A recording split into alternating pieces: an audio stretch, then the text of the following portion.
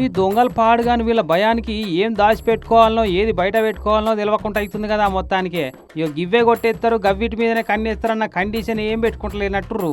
అదనకు ఏది దొరికితే అదే అన్నట్టు ఆఖరికి ఇవాళన్న కాలం చేస్తే మర్నాటి దాకా బాడీ ఖరాబ్ కాకుండా పెట్టేకి శవాల సల్లె పెట్టకుండే మోటార్లనే ఊడబెక్కపోయిర్రట.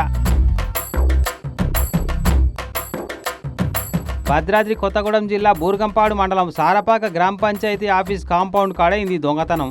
ఇండ్లు షాపులు కాదు, బండ్లు కార్లు కాదు, బాయిల కాడ మోటార్లు కాదు, బంగారు ఎండి వస్తువులు అంతకంటే కాదు, నగదు పైకం కూడా కాదాయే. పీనిగలను పెట్టే ఫ్రీజర్ల మోటార్లను మాయం చేసుడు ఏందో ఇవలో పక్క తాగుబోతు చిల్లర దొంగల పని అయి ఉండొచ్చని అనుకుంటున్నారు ఊరోళ్ళు.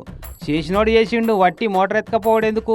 ఆ పెట్టెకు పెట్టెనే ఎత్తుకపోతే ఎండాకాలం పోయేదాకా చల్లగా అలానే వండుకోవచ్చు కదరా అని నవ్వుకుంటున్నారట ఈ ముచ్చటెరకైన వాళ్ళు.